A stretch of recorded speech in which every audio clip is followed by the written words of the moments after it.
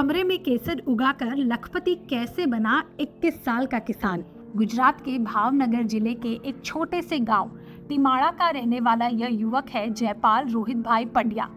किसान पिता का यह बेटा भले ही ग्रेजुएट है, पर बचपन से ही उसने किसान बनने का ही सपना देखा था। पिता के साथ सालों से खेती करते आ रहे हैं जयपाल ने नोटिस किया कि पारंपरिक खेती में कभी मौसम की वजह से तो कभी मार्केट भाव के कारण नुकसान उठाना पड़ता है। ऐसे में वह एक ऐसी फसल की तलाश में थे जिसमें भाव भी सही मिले और बाहर के मौसम की मार कभी फसलों को खराब ना कर सके। उन्होंने पहले मशरूम उगाने के बारे में सोचा, लेकिन भावनगर में कई किसान पहले से ही मशरूम उगा रहे थे। ऐसे में जयपाल को नजर आया केसर।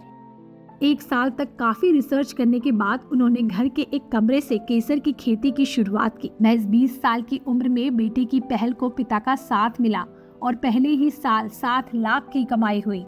आज जयपाल के पिता गर्व से कहते हैं, जितनी कमाई 60 बीघे के खेत में कड़ी मेहनत करके नहीं होती थी, उतना मेरे बेटे ने एक छोटे से कमरे से कमा लिया। जामनगर के पहले केसर किसान जयपाल अब दूसरों को ट्रेनिंग देकर आगे बढ़ने और कुछ नया करने की राह दिखा रहे हैं।